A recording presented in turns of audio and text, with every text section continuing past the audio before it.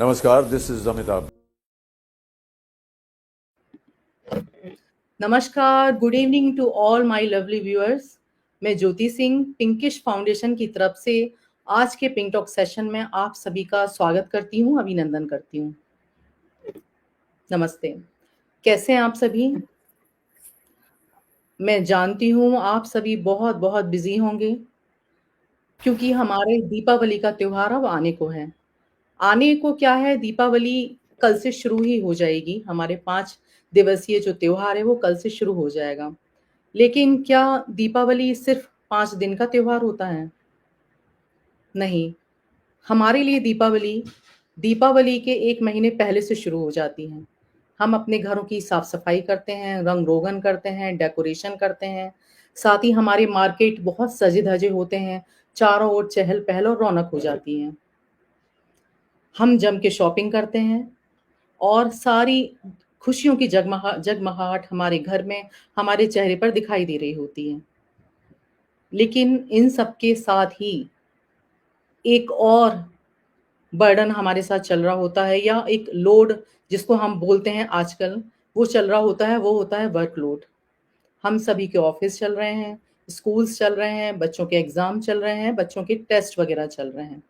तो ऐसे में जो आज हम अपना सेशन लेके आए हैं वो इसी मुद्दे पर बेस्ड है कि इतनी सारी ज़िम्मेदारियों के बीच में, इतनी सारी व्यस्तताओं के बीच में, इतने सारे वर्कलोड के साथ हम अपने आप को स्टेबल कैसे रखें? हम अपने माइंड को पीसफुल कैसे रखें? तो आज हमारे साथ हमारी मेहमान बीके शेफाली दीदी जुड़ी हैं। वो भी ब्रह्म कुमारी सेंटर में भी बहुत सारे प्रोग्राम चलते रहते हैं, लेकिन हमने उनसे रिक्वेस्ट की कि ये बहुत ही इम्पोर्टेंट टॉपिक है, तो प्लीज़ आप आएँ और इस बारे में हमें बताएँ। तो हमारे रिक्वेस्ट करने पर हमने उनको इनवाइट किया और उन्होंने हमारा एक्सेप्ट किया है इनविटेशन। तो हम चलिए सब मिलकर हमारी दीदी का स्वागत करते हैं। ओम शांति दीदी। ओम शांति। कैसे हैं आप दीदी? बहुत अच्छे, आप कैसे हैं? बस दीदी बहुत अच्छे हैं। मैं हमारे दर्शकों की तरफ से और हमारे पिंकिश फाउंडेशन की तरफ से दीदी आपका बहुत बहुत स्वागत करती हूँ कि आज आप हमारे पिंक टॉक सेशन पर आए। Thank you. मैं हमारे दर्शकों को आपका छोटा सा ब्रीफ इंट्रो देना चाहूँगी। वैसे तो आप परिचय की मोहताज नहीं हैं, हम सभी आपको अच्छे से जानते हैं, लेकिन आज आप हमारे पिंक टॉक पर फर्स्ट टाइम आई हैं, तो छोटा सा एक इंट्रो मैं आपको देना चाहूँगी हमारे दर्शकों के लिए।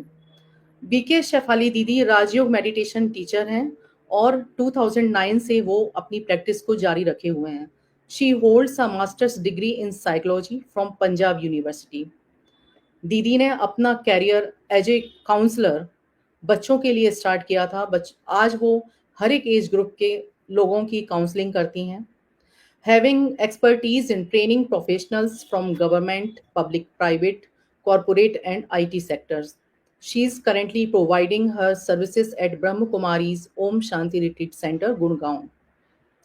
Having provided specialized training to key government bodies, notably the Ministry of Coal, Ministry of Law and Justice, Ministry of Women and Child Development, and others.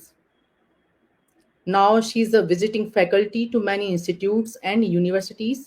She is also an active and valued member of the education wing and administration wing of the Rajyog Education and Research Foundation of the Brahma Kumaris.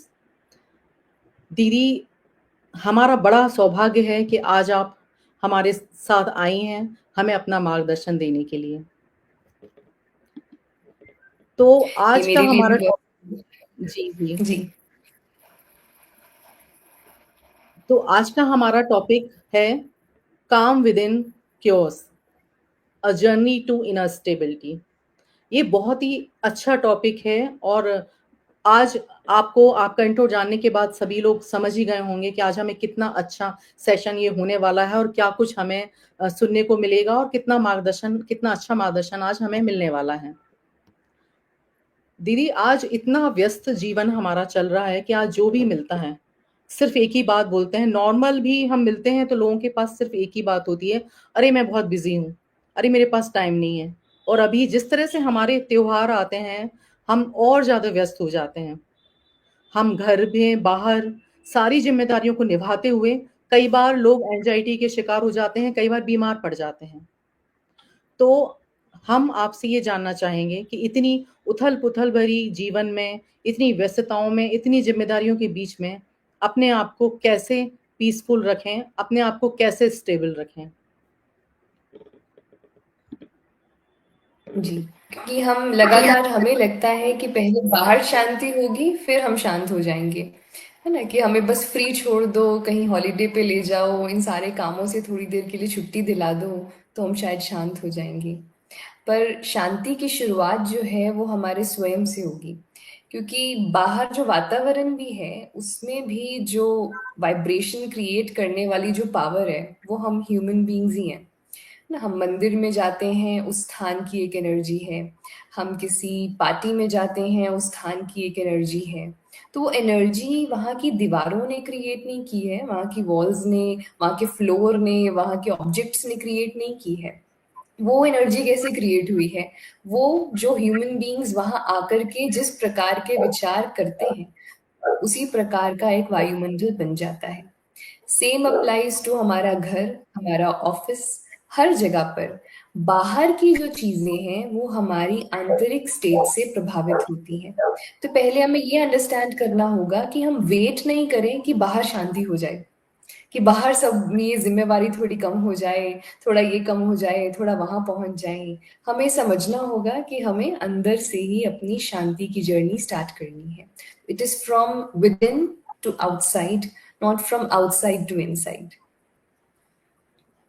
तो जी। हम सभी अपने मन को बिल्कुल उसके ऊपर अभ्यास हम करते रहें कि कोई भी चीज आए, एक बहुत सुंदर गुण जो हमें केओस में काम रहने में मदद करता है वो है एक्सेप्टेंस का। हर चीज को स्वीकार कर लेना जो जैसे है। तो इसमें तीन चीजें आती हैं। सबसे पहले है एक्सेप्टिंग द सेल्फ, स्वयं को स्वीकार करना। मैं जो हूं, जैसा हूं, उसको स्वीकार करने का अर्थ ये भी नहीं है कि मैं आगे अपने आप को इम्प्रूव ही नहीं करूं, कि मैं जैसा हूं बिगड़ा हूं, नहीं है मेरे अंदर कुछ टैलेंट या मुझको नहीं कुछ करना आ रहा है, मेरा नहीं दिल कर रहा है तो मैं ऐसा ही हूं। इसका मतलब ये नहीं है। एक्सेप्टेंस मतलब अंडरस्टैंड करना कि मेरी कितनी कैपेसिटी है, कितनी नहीं है, कौन कौन से गुण मेरे में है, कौन कौन से अवगुण मेरे में है। तो जिसकी वजह से मुझे फायदा होता है, जिन गुणों की वजह से मेरा काम अच्छा होता है, या जिन अवगुणों की वजह से मेरे काम में मुझे डिस्टर्बेंस आती है, उसे रियलाइज करना और फिर उसे एक्सेप्ट करना। क्योंकि जब तक हम खुद को एक्सेप्ट नहीं करते हैं तो फिर हम अपनी इंटरनल टर्मोइल में ही रहते हैं। हम लगातार दूसरों से उसका वैलिडेशन चाहते हैं कि लोग वैलिडेट करें कि मैं कैसा हूं या कैसा नहीं हूं। पर हमें अंदर से खुद को वैलिडेट करना है और अंडरस्टैंड करना है कि मेरे अंदर भी कुछ वीकनेस है, कुछ अच्छाइयां हैं, और जो अच्छा है उसको हम इम्प्रूव करते जाएं, जो वीकनेस है उसके अंदर भी हम लेके आए किस प्रकार से हम स्ट्रेंथ लेके आ सकते हैं। तो फर्स्ट एक्सेप्टेंस है सेल्फ का acceptance. accept yourself as you are, love yourself as you are. ना doesn't mean you have to stop where you are, you have to keep on improving, पर फिर भी आपको accept करना है, माना एक उसके अंदर संतुष्टता लेके आनी है कि it is okay, it is okay to be like this for now, but I can be better in future if I keep on trying। तो वो वाला जो नजरिया है वो अपने प्रति रखना है। दूसरा जो एक्सेप्टेंस हमें लेकर के आना है वो है दूसरों के प्रति, कि लोग भी जो हैं, जैसे हैं, उन्हें हम एक्सेप्ट करें।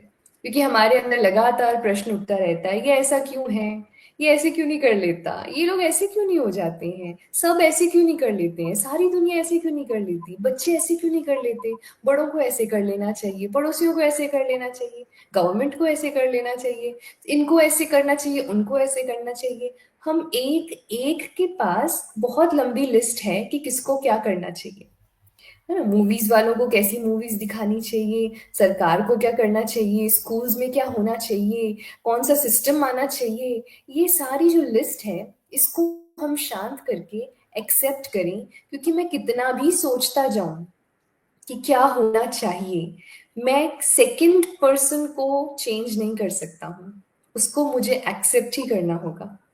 अगर मैं चेंज कर सकता हूँ, मेरे पास वो अथॉरिटी है, मैं हूँ ही उस गवर्नमेंट की पोजीशन में, मैं हूँ ही उस स्कूल में और मैं कुछ चेंज लेके आ सकता हूँ, अगर मेरे अंदर वो सामर्थ्य है तो मैं करूँ, फिर वो मेरा काम हो गया, फिर वो दूसरे का नहीं है।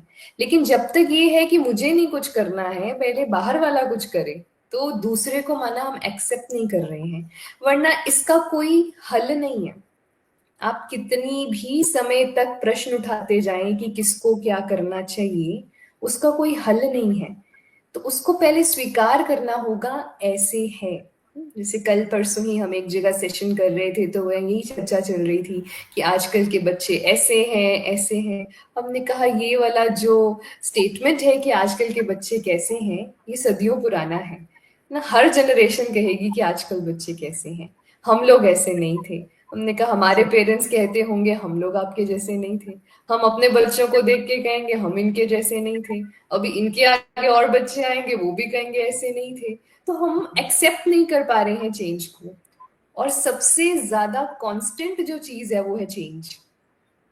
कि हम सोचें जिस तरह के माहौल में हम थे, जो हमने सही गलत समझा, वही इनको भी सही गलत समझ आना चाहिए।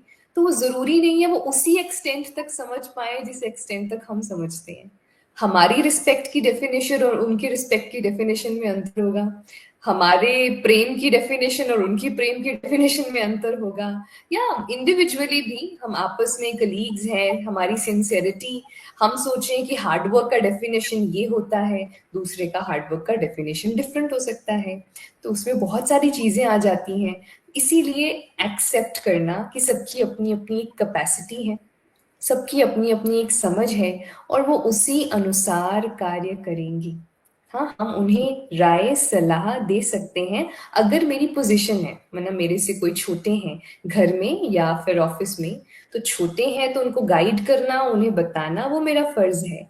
पर फिर भी एक्सेप्ट करना है कि जरूरी नहीं है जिस लेवल पे मुझे समझ आ रहा है उनको उसी लेवल पे समझ आएगा। Accept others as they are. फिर उसके बाद थर्ड फैक्टर है accepting the situations as they are. दुनिया बदल रही है, बहुत कुछ उसमें हो रहा है ना। अभी मान लीजिए पीछे कोविड पीरियड था, हम कहे क्यों आ गया कोविड, अब क्यों का कोई हल थोड़ी है, आ चुका है।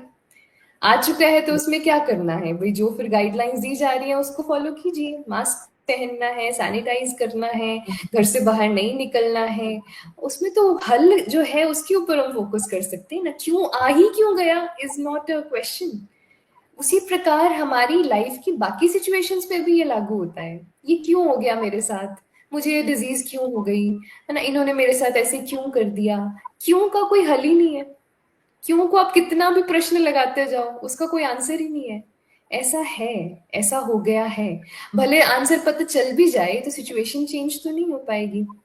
हमें अब सोल्यूशन सोचना होगा कि ऐसा हो गया है, अब क्या करें कि इसी में ही इसको बहुत अच्छा कर दें ना। जैसे कहते हैं कोईयों के अंदर बहुत अच्छी कला होती है कि भोजन कोई खराब भी हो रहा होगा ना, उसके अंदर से भी वो कुछ ना कुछ ऐसा करके उसको बेहतर बना देंगे ना। कोई कहेंगे अरे खराब हो रहा है इसको फेंको, कोई कहेंगे नहीं इसका भी हम कुछ कर सकते हैं।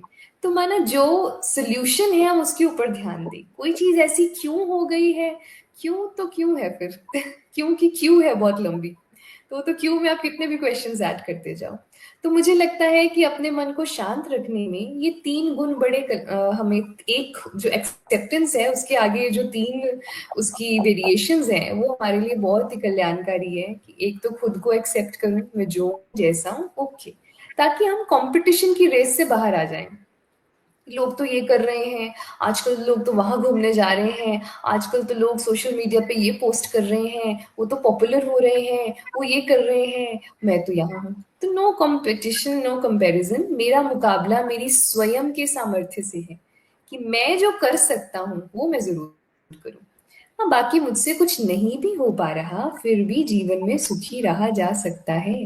कोई फिक्स क्राइटेरिया नहीं है ना। छोटा बच्चा खुश है, छोटा बच्चा चाहे एक वो गरीब फैमिली में जन्म ले रहा है चाहे अमीर फैमिली में जन्म ले रहा है, क्योंकि उसको भी कंपटीशन जागा ही नहीं है, वो खुश है। उसको बेसिक नीड्स उसको मिल रही है, खाना पीना सोना हो रहा है, खेल रहा है, खुश है। तो खुशी का कोई क्राइटेरिया नहीं होता है कि ये हो जाए तो फिर मैं खुश होऊंगा। लेकिन अगर हमने खुद ही अपने लिए क्राइटेरिया बांध लिया है कि पहले मेरी लाइफ में ये होगा ना, फिर मैं खुश होंगी, तो ये तो मैं खुद ही कियोस क्रिएट कर रही हूँ। मैं खुश हूं, ये भी कर लूंगी तो अच्छा है ना। तो ये एक अलग तरीका हो गया सोचने का। मैं खुश हूँ, खुशी खुशी कर रही हूँ, हो सकता है ये भी काम हो जाए तो और भी अच्छा है, अगर नहीं भी हो पा रहा तो भी अच्छा है। ऐसे थोड़ी कि सब कुछ ही खत्म हो गया ना। कई बार कह देंगे डू द बेस्ट और नॉट एट ऑल, ये बड़ी गलत स्टेटमेंट है।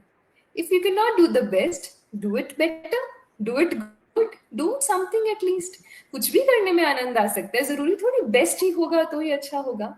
हाँ, उसके लिए प्रयास करना है ना। एक ये डिफरेंस है, थिन लाइन ऑफ डिफरेंस है। ऐसे भी नहीं कि आलसी हो जाए कि कुछ करना ही नहीं है, और ऐसे भी नहीं कि परफेक्शन के लिए हम इतना भागे कि नहीं ऐसे ही चाहिए। हाँ ठीक है, ऐसे हो तो बहुत अच्छा है, will try for the best, but फिर जो रिजल्ट है उसको स्वीकार करें। जैसे हम एग्जाम में प्रिपेयर तो यही करेंगे ना कि सारे ही आंसर्स हमको आने चाहिए, प्रिपरेशन हम उसी हिसाब से करेंगे। बट एक बार हमने एग्जाम दे दिया, अब जो भी रिजल्ट है उसको एक्सेप्ट करें, तभी खुश रह पाएंगे ना। तो अपना कर्म हमें बेस्ट करना है, खुशी खुशी करना है, और एक्सेप्ट ये करना है कि हर चीज सभी के लिए समान नहीं हो सकती है, हर समय समान नहीं हो सकता, हर व्यक्ति मेरे समान नहीं सोच सकता, मेरे समान नहीं कर सकता है। कोई मेरे से अच्छा करेगा, कोई मेरे से कम अच्छा करेगा, इट्स ओके। सिचुएशन कभी बहुत मेरे अनुकूल होगी, कभी प्रतिकूल होगी, इट्स ओके, क्योंकि वो भी तो सदा नहीं रहेगी। अनुकूल परिस्थिति भी सदा नहीं रहेगी, प्रतिकूल परिस्थिति भी सदा नहीं रहेगी, सब कुछ चेंज होता ही रहेगा। तो एक्सेप्टेंस लेके आने से हमारे जीवन में संतुष्टता आ जाती है। हम संतुष्ट हैं तो हमारा मन शांत रहेगा। इसी बीच में कोई क्वेश्चन है? नहीं तो फिर मैं आगे कंटिन्यू करती हूँ। दीदी, ये तो आपने इनर स्टेबिलिटी की बात कह दी कि हमको अपने आप को जी अंदर से खुश रहना है, कंपटीशन नहीं करना है। तो हम जब हम होड़ में शामिल ही नहीं होंगे तो हमारे अंदर दुख जैसी भावना पैदा ही नहीं होगी। तो यहाँ मैं एक क्वेश्चन करना चाहूंगी कि हम इमोशनल, मेंटल और फिजिकल जो हमारी हेल्थ है, उनके बीच में बैलेंस कैसे करें? देखिए, जब हम स्पिरिचुअलिटी में बात करते हैं तो हम तो कहते हैं कि सारा ही आधार आपकी अंतर का है, जो आपकी इमोशनल, मेंटल, फिजिकल वेलबींग में रिफ्लेक्ट होता है। आजकल नेचुरल जो मेडिकल साइंसेस हैं उनमें भी अगर जाते हैं तो हमारे पुराने समय से भी आप देखें, जितनी भी नेचुरल साइंसेस है, नेचुरल हीलिंग प्रैक्टिसेस हैं, उसमें आपका स्वभाव व्यवहार के ऊपर भी क्वेश्चन किया जाता है, क्योंकि ये माना जाता है कि आपकी बॉडी में जो रिफ्लेक्ट हो रहा है वो आपके व्यवहार के कारण हो रहा है ना। हम जानते हैं कि अगर हम बहुत लंबा समय गुस्सा करते हैं तो गुस्सा करते समय बॉडी में चेंजेस आ रहे हैं, ये तो साइंटिफिकली प्रूवन है।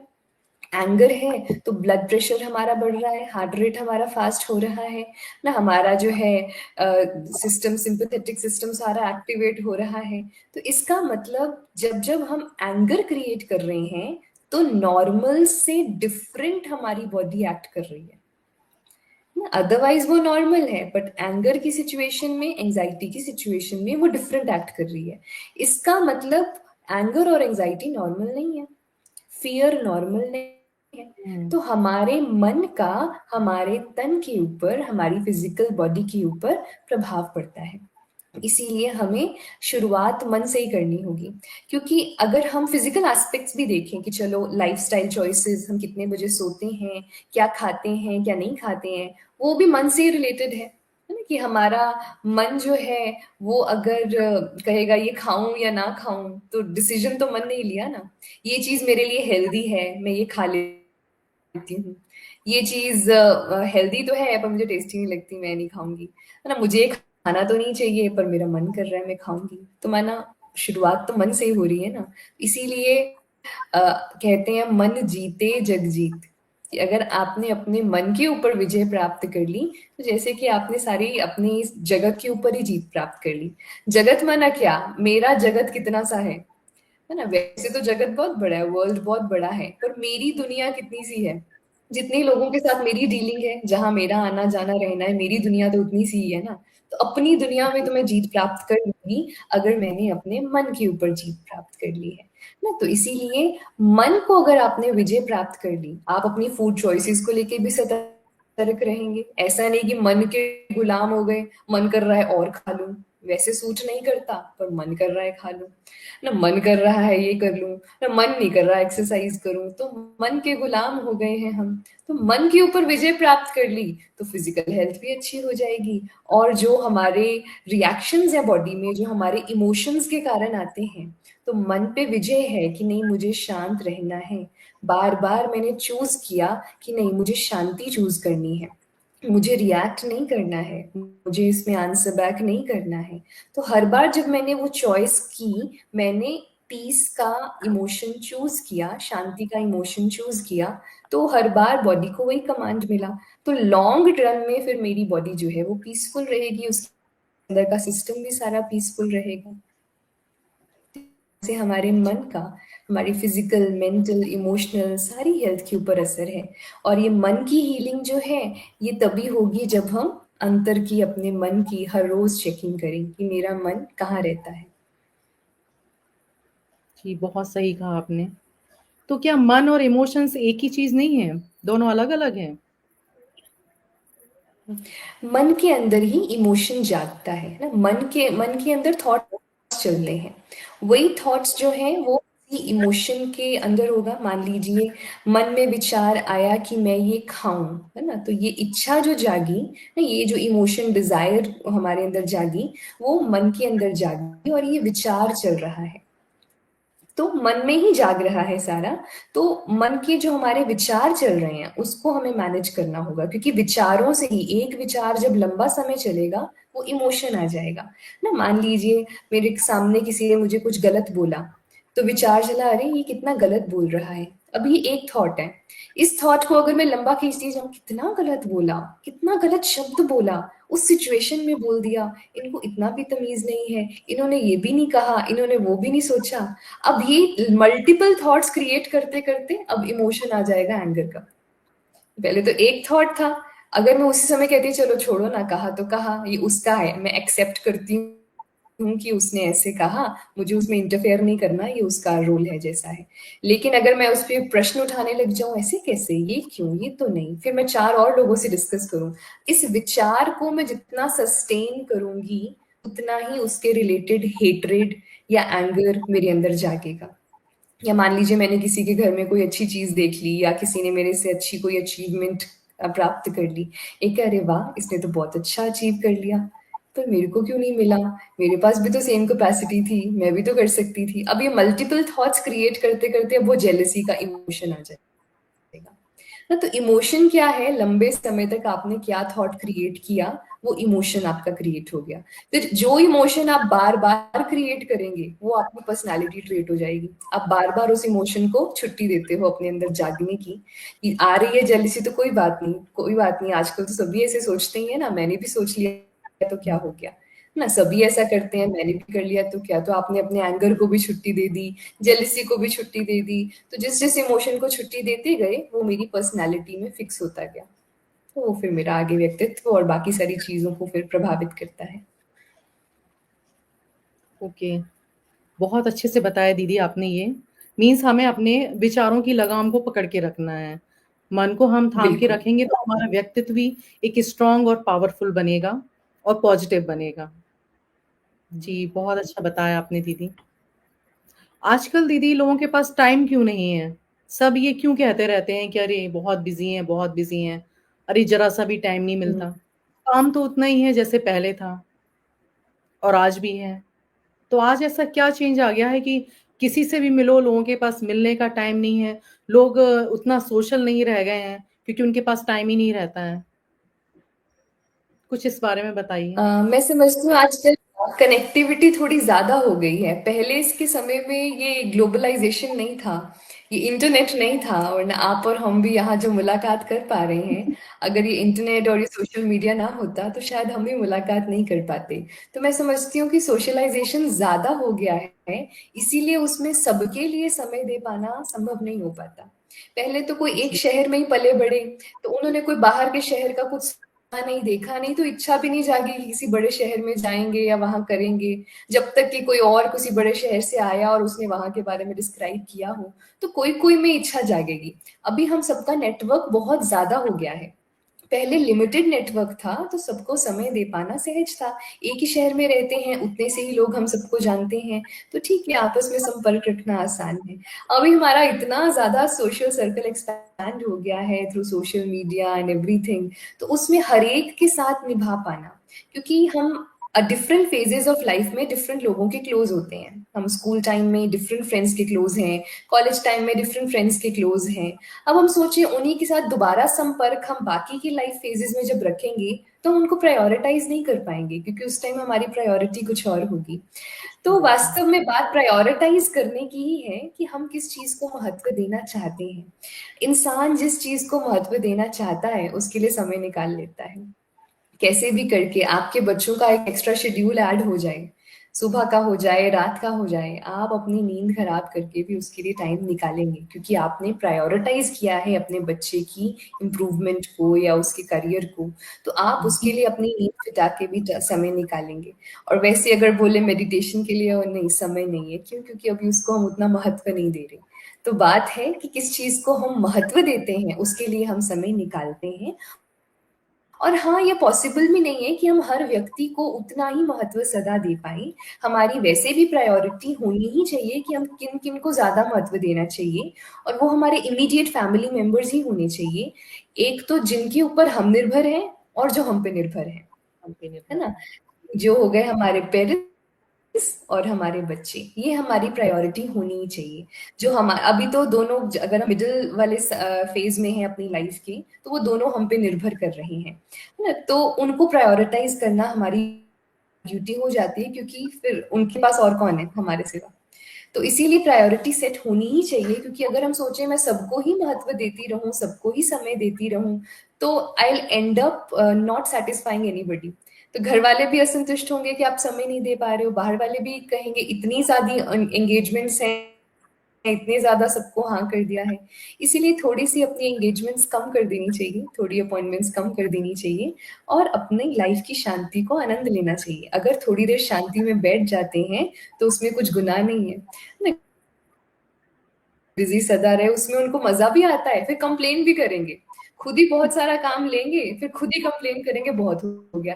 आपने चूज किया, आपकी चॉइसेस हैं, आप भी चाहते थे ये भी करना, आप भी चाहते थे वो करना। जब आपकी चॉइस है, फिर आप कंप्लेन नहीं कीजिए। आपकी चॉइस नहीं है तो छोड़ दो, मत करो। बेसिक जो चीजें हैं वो करके हम एंजॉय कर सकते हैं अपनी लाइफ को। तो अगर मैंने ही कुछ चूज किया है, तो मुझे कंप्लेन नहीं करना है, मुझे उसको एक्सेप्ट करके एंजॉय करना है कि हाँ, मैं चाहती थी इसीलिए मैं कर रही हूँ, किसी के लिए नहीं कर रही हूँ। सही कहा दीदी आपने। मुझे लगता है हम सब काम करते भी जाते हैं, लेकिन साथ में हम ये डायलॉग भी बोलते हैं कि नहीं मैं बहुत बिज़ी हूँ। नहीं हम्म। मुझे टाइम नहीं मिलता। क्योंकि ये बात तो ये सही है कि ट्रेंडिंग सा डायलॉग है। हमें बोलने में बस मजा आता है, मैं बहुत मज़ा बिजी हूँ, आता है। किसी को भी हाँ, टालना वही हो, मैं बिजी हूँ। तो हम कर तो सभी रहे हैं और टाइम भी निकाल ही रहे हैं, सब कुछ हो भी रहा है। लोग आगे भी बढ़ रहे हैं, सब डेवलपमेंट डेवलपमेंट भी हो ही रहा है। तो कहीं न कहीं शायद हमने ये जुमला बना लिया है हमारा कि अरे मैं बिज़ी हूँ, हम्म। मैं बहुत ज़्यादा व्यस्त रहता हूँ। दीदी हमने जी। ये जान लिया कि हमको काम कैसे रहना है और क्यों ज़रूरी है। लेकिन अब नेक्स्ट हम्म। जो हमारा पॉइंट रहेगा वो मैं ये जानना चाहूँगी कि कैसे रहें? क्या प्रोसेस रहेगी अपने आप को जब हमको फ़ील हो कि हमें एंग्ज़ायटी हो रही है या हम बहुत ज़्यादा परेशान हो रहे हैं, इतना सारा बर्डन आ रहा है, तो वो मैनेज करने के लिए वो अपना क्योंकि हम सभी ये पढ़ते रहते हैं कि हाउ टू मैनेजमेंट कैसे हो हमारा मैनेज कैसे करें, सब कुछ करते रहते हैं लेकिन वो हमारा हो नहीं पाता। और आपने सही कहा कि हमारी वो इनर स्टेबिलिटी नहीं रहती इसलिए नहीं हो पाता। क्योंकि जब अंदर से उथल-पुथल रहेगी तो बाहर तो वो दिखेगी ही। आपके काम में भी दिखेगी, आपके व्यवहार में भी दिखेगी, आपके नेचर में भी दिखेगी और आपके फेस पे भी दिखेगी। तो अभी नेक्स्ट हम ये जानना चाहेंगे कि हम अपने आप को काम कैसे रखें? कैसे हम वो इनर हम्म। स्टेबिलिटी को किस प्रोसेस के तहत लेके आएँ? क्या करें? क्योंकि मन को शांत करना ठीक है, तो ये जिस बोलना थोड़ा आसान है हम आम लोगों के लिए, लेकिन होता बड़ा मुश्किल है ये। हम्म। तो इसलिए मैं जानना चाहती हूँ। तो जी। जिस प्रकार हम दिवाली की सफाई करते हैं, तो सफाई करते कहेंगे बड़ी शांति आ गई कमरे में, है ना? जैसे आपने कोई, आपका बहुत ही ज्यादा ऐसा कबर्ड हो जिसको आपने लंबे समय से सेट नहीं किया, दिवाली पे इसको जब सेट कर देते हैं एकदम ऐसे लगता है इस कबर्ड में शांति आ गई, है ना? किचन को सेट कर देंगे सारा तो आपको लगता है कि इसमें शांति आ गई। तो मैं ना अशांति किस वजह से थी? क्लटर की वजह से, एक्स्ट्रा चीज़ों की वजह से और चीज़ों के व्यवस्थित ना होने की वजह से ज़रूरी हुँ, चीज़ें मिलती नहीं थी। जो चीज़ें वहाँ रखी हैं पर व्यवस्थित ना होने के कारण हमें मिलती नहीं है मौके पे। और दिवाली की सफाई में हमें सारा दिख जाएगा, अरे ये यहीं रखा होता था और हम ढूँढते रहते थे। इसी हुँ, प्रकार हम सभी के अंदर जो कैपेसिटी है, जो गुण हैं, वो सारे हैं तो सही पर क्लटर इतना है कि वो छिप गए हैं। हम सभी के अंदर असीमित शक्ति है, हम कुछ भी अचीव कर सकते हैं जो हम चाहते हैं। पर क्लटर की वजह से, शोर की वजह से, जो अंदर का शोर है, उस वजह से हम अपनी उस शक्ति को एक्सेस नहीं कर पाते हैं। तो इसीलिए ज़रूरी है कि रोज़ अपने माइंड की हम क्लीनिंग करें और उसको चार्ज करें, है ना? तो क्लीन करने के लिए हर रोज़ चेक करें, आज मेरा मन किन-किन विचारों में कहाँ-कहाँ बिज़ी रहा और मेरा टाइम आज कहाँ-कहाँ गया, है ना? तो कितना टाइम मैंने रेस्ट में लगाया, खाने में कितना टाइम लगाया, है ना? खाते समय किस तरह के विचार चल रहे थे, अगर लंबा खाया माना कुछ व्यर्थ में भी साथ-साथ चल रहे थे इसीलिए लंबा समय खाने में लग गया। तो कहाँ मेरा मन लग रहा था उसकी हम चेकिंग करें, है ना? फिर अपना जिससे मिल रहे थे उसके प्रति मेरे क्या थॉट्स चल रहे थे। तो अगर नेगेटिव है माना क्लटर है ना? किसी के प्रति एंगर है, हेट्रेड है, जेलसी है, तो वो क्लटर है, उसको फिर हटाना होगा। तो रोज़ की अपनी सफाई करें, माना जो एरियाज़ आपके रोज़ क्लीन होते हैं, उसकी आपको चिंता नहीं होती है। आपको उस कबर्ड की चिंता होती है जिसको आपने 1 साल से छेड़ा ही नहीं है। ना तो इसीलिए अगर आपने मन की हर रोज़ हम क्लीनिंग कर रहे हैं, तो आपको एक साथ उसको क्लीन करने में जो उतना चिंता होती है, जैसे एक बार में लगेगा ना अरे सारा करना होगा और जो-जो हुँ, एरियाज़ रोज़ क्लीन हो रहे हैं, कहेंगे नहीं उसकी चिंता नहीं है, उसकी सफाई रोज़ हो जाती है। ऐसे ही अपने मन की सफाई भी हमें रोज़ करनी है कि मेरे मन में जो विचार आ रहे हैं, उसकी रोज़ की चेकिंग करो। ऐसे नहीं है कि अगले दिन ही हम उसका चेंज सोचें कि ओवरनाइट चेंज आ जाएगा।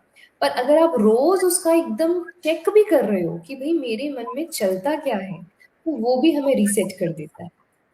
तो इसीलिए हम एक तो मन की क्लीनिंग रोज़ करें, रोज़ चेकिंग करें और फिर मन में शक्ति भरने के लिए क्योंकि पॉज़िटिविटी भी चाहिए, जैसे क्लीन हो जाता है तो हम खुशबू भी डालते हैं, है ना? और स्पेशल उसके अंदर चीज़ें यूज़ करते हैं कि और अच्छे से क्लीन हो जाए। तो वो शक्ति आत्मा के अंदर आती है जब हम उस सुप्रीम पावर को याद करते हैं, है ना? कि हम सभी जो हैं स्पिरिचुअल बीइंग्स हैं, जो फिज़िकली अपने आप को प्रेज़ेंट कर रहे हैं इस फिज़िकल वर्ल्ड में। तो फिज़िकल स्ट्रेंथ तो फिज़िकल चीज़ें खाने से, कंज़्यूम करने से आ जाएँगी। ये बॉडी 5 तत्वों से बनी हुई है। तो इस 5 तत्वों की बॉडी को 5 तत्वों से बना हुआ जो फूड है, उसको कंज़्यूम करने से ये बैलेंस होता है। फूड में इम्बैलेंस होगा तो बॉडी में भी इम्बैलेंस हो जाएगा। अब ये जो स्पिरिचुअल एनर्जी है अंदर आत्मा की, है ना? जो हमें स्वयं वो स्पिरिट कहें, रूह कहें, नूर कहें, जो भी कहें, जो एनर्जी है, अब उसको एनर्जी कहाँ से मिलेगी? क्योंकि बाहर तो फिज़िकल एलिमेंट्स हैं। तो वो जो सुप्रीम स्पिरिचुअल एलिमेंट है, सुप्रीम पावर है, जब हम उसको याद करते हैं, तो उसको याद करने से हमारे अंदर शक्ति आती है। उसको याद करने से हमारे अंदर चार्जिंग आती है क्योंकि कहते हैं जिसके बारे में आप सोचते हो, आप वैसा बनते जाते हो। हम लगातार सोचें दुनिया कैसी है, करते-करते हमारे अंदर वैसा व्यवहार आ जाएगा। आप लंबे समय तक किसी की चालाकियों को नोट करते रहें, ये कैसी चालाकी दिखाई, देखो कैसी चालाकी, अगर आपको वो चीज़ अट्रैक्ट कर रही है, धीरे-धीरे वो वाला व्यवहार आपके अंदर भी आ जाएगा। देखो कितना गुस्सा करते हैं, देखो कितना करते हैं, बार-बार आप उसको चिंतन में लेके आएँगे, एक दिन आप भी वैसा ही एंगर पोर्ट्रे करेंगे क्योंकि आप उसकी ओर अट्रैक्ट हो रहे हैं, आप बार-बार चिंतन में लेके आ रहे हैं। तो इसीलिए भारत में सत्संगों में क्या कहेंगे? स्मरण करो, है ना? चिंतन करो। तो स्मरण करो, सुमिरन करो, तो उसका अर्थ क्या है? परमात्मा का ध्यान करो। ध्यान करें क्या? उसके गुणों का ध्यान करें। वो शांति का सागर है, मैं भी शांत हूँ। वो सबको क्षमा कर रहा है, मैं भी सबको क्षमा करूँ। वो सबको प्यार करता है, मैं भी सबको प्यार करूँ। तो उसको जब हम याद करते हैं, तो उसकी महिमा, उसके गुण हमें याद आते हैं, तो ऑटोमैटिकली मेरे अंदर भी वो गुण आएँगे। जो आप विचार करोगे, जिस और आप अपने विचारों की डायरेक्शन को घुमाएँगे, वहाँ एनर्जी एक्सचेंज शुरू हो जाएगा। आप किसी इंसान के बारे में सोचेंगे, उसके साथ एनर्जी एक्सचेंज शुरू हो जाएगा। भगवान के बारे में सोचेंगे, तो वहाँ एनर्जी एक्सचेंज शुरू हो जाएगा। जी, और ये फिर होगा जब हम मेडिटेशन को प्रैक्टिस करेंगे। ना रोज़ अपना समय निर्धारित करें, है ना? भले कितने भी बिज़ी हों, प्रायोरिटाइज़ करें। अपनी नींद भी आधा घंटा कम करके हमें मेडिटेशन के लिए समय निकालना चाहिए। है ना? भले शुरू में हम 10 मिनट से स्टार्ट करें, 10 मिनट, 15 मिनट करते-करते उस समय को हम बढ़ाते जाएँ, परंतु समय निकाल कर के परमात्मा का हम ध्यान करें, मेडिटेशन करें। जितना-जितना हम उसको याद करते जाते हैं, फिर हमें सिचुएशंस को डील करने में स्ट्रेंथ मिलती है, क्योंकि अदरवाइज़ माहौल तो बाकी सारा बहुत जैसे है ना, जब डिज़ीज़ है, बाहर अगर बहुत सारा फ्लू फैला हुआ है, तो आपके अंदर अगर इम्यूनिटी स्ट्रॉन्ग है, तो आप उसको झेल पाएँगे।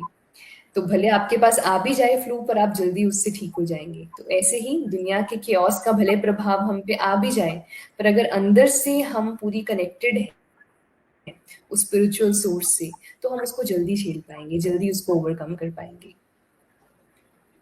तो हम उसका अभ्यास अभी कर सकते हैं, अगर आप इजाज़त दें। बिल्कुल, बिल्कुल दीदी। जी।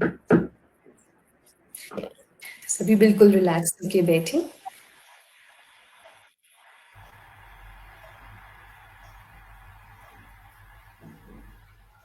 अपने मन को चारों ओर से समेट लें।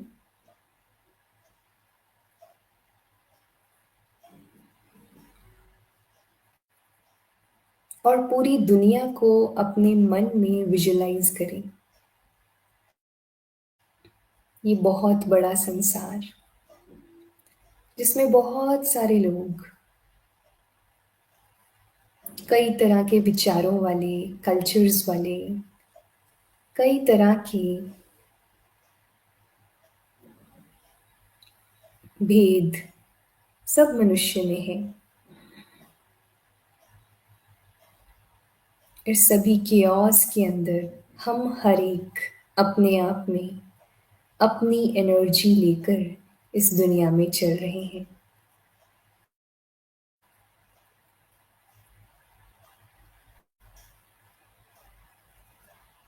तो अपना ध्यान लेकर आए इस प्रेजेंट मोमेंट पे। पूरी दुनिया में चारों ओर बाहर के शोर से ज़्यादा विचारों का शोर है। भले कोई शांत गाड़ी में बैठा भी गाड़ी चला रहा होगा, पर उसके मन में कई प्रकार का शोर है। तो अपना ध्यान स्वयं पर ले आए। मैं यहाँ इस कमरे में बिल्कुल शांत बैठी हूँ और मेरे अंदर के सारे विचार शांत हो रहे हैं।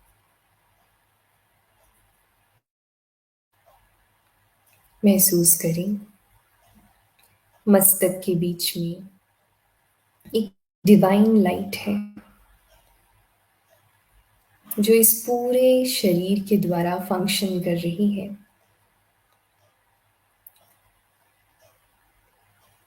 हर प्रकार का अनुभव मस्तिष्क में विराजमान ये डिवाइन लाइट ही कर रही है।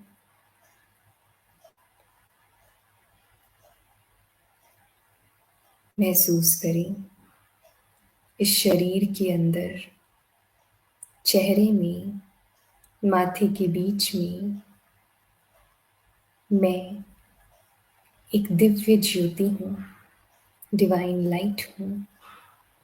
इन आँखों द्वारा देखने वाली, कानों द्वारा सुनने वाली, मुख द्वारा विचार रखने वाली, स्वाद लेने वाली, सारा अनुभव करने वाली एक डिवाइन लाइट हूँ।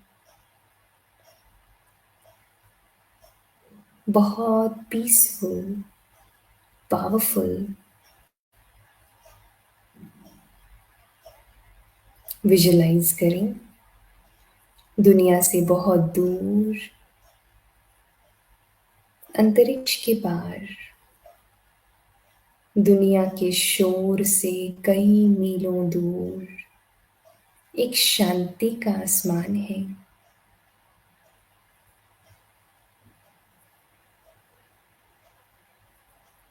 उस शांति के आसमान में शांति का स्रोत, वो परम शक्ति विराजमान है, जो सबके ऊपर शांति का शावर बरसा रही है। निरंतर,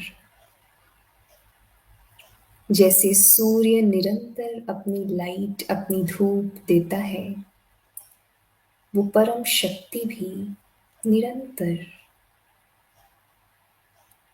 शांति के शावर्स हमारी ओर भेज रही है।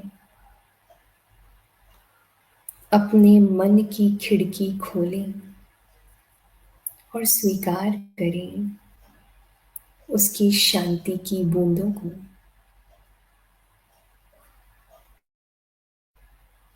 जैसे पानी की बूंदों से ठंडक का आभास होता है, ऐसे ही अनुभव करें कि शांति की बूंदों से मेरा अंतर मन बिल्कुल शांत हो रहा है। कोई चिंता नहीं, कोई फिक्र नहीं, सब कुछ सौंप दो उसे। जो कुछ भी हो रहा है सब बीत जाएगा। मैं बिल्कुल शांत हूँ, शक्तिशाली हूँ, शांति के सागर की क्रिएशन हूँ, रचना हूँ, उसकी शक्तियों की अधिकारी हूँ।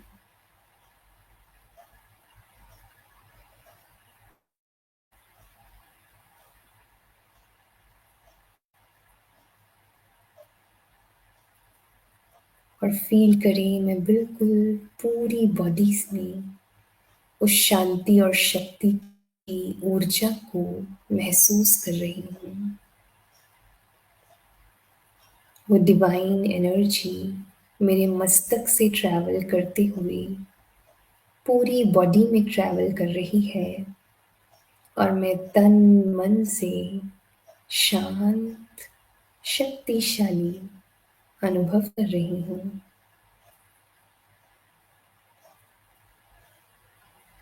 ओम शांति। ओम शांति।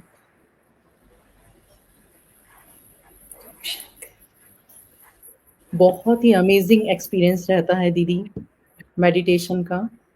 और मैं अपने दर्शकों को भी कहना चाहूँगी कि अगर डिफ़िकल्ट सिचुएशंस का हमको बिना पैनिक हुए, इमोशनल रिएक्ट किए अगर हमें सामना करना है, उसको हराना है, तो उसके लिए हमें इनर स्ट्रेंथ की ज़रूरत है, जो कि सिर्फ़ मेडिटेशन से आएगी।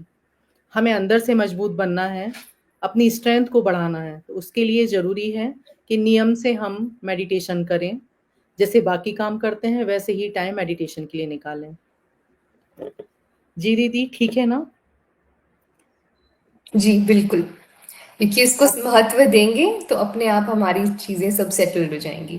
जैसे घर की स्वच्छता रोज होती रहे तो क्लटर नहीं होगा, तो रोज मेडिटेशन होती रहे तो अचानक कोई परिस्थिति आने पे हम घबराएंगे नहीं। जी, बिल्कुल। तो बहुत अच्छे तरीके से दीदी ने आज समझाया कि जिस तरह से हम अपने घर की सफाई करते हैं और अनवांटेड चीज़ों को निकाल के बाहर करते हैं और हमारे काम की चीज़ें जब रहती हैं सामने, तो हमें वो खुशी भी देती हैं, शांति भी देती हैं, वो रूम हमें अपना बहुत अच्छा लगता है, वो घर हमें अपना बहुत प्यारा लगता है। तो वैसे ही हमारा मन है, हमारा दिमाग है, फालतू की चीज़ें हम निकालें, काम की ही चीज़ें रखें, पॉज़िटिव चीज़ें रखें, तो हम अंदर से भी खुशी पाएँगे, हमें अच्छा लगेगा और वही हमारे आगे व्यक्तित्व पर भी नज़र आएगा। तो दीदी आज आपके मार्गदर्शन ने बहुत-बहुत जानकारियाँ हमें दी, आपने बहुत अच्छा मार्गदर्शन दिया। तो मैं बहुत-बहुत आपको शुक्रिया कहना चाहूँगी कि आप अपना कीमती समय निकाल कर हमारे साथ हमारे पिंक टॉक के सेशन पर आए। तो मैं पिंकिश फाउंडेशन की तरफ से और साथ ही हमारे दर्शकों की तरफ से आपको बहुत-बहुत धन्यवाद देती हूँ। और मैं आगे उम्मीद थैंक करूँगी यू। कि आपका साथ, आपका सानिध्य हमें ऐसे ही आगे भी मिलता रहे। हम आगे भी आपसे रूबरू हों। जी। इसी के साथ मैं आपको बहुत-बहुत दीपावली की शुभकामनाएँ देती हूँ। ओम शांति। और हमारे ओम शांति। आपको क्या और हमारे हाँ जी, दर्शकों को आप सभी को भी और सभी दर्शकों को भी। जी। हमारी तरफ से, पिंकिश फाउंडेशन दिवाली की की तरफ बहुत से दीपावली की बहुत-बहुत शुभकामनाएँ। और इसी के साथ हम विदा लेते हैं। फिर आगे आएँगे आपसे फिर एक नए टॉपिक, एक नए सेशन और हमारी एक और नई दीदी के साथ। नमस्कार।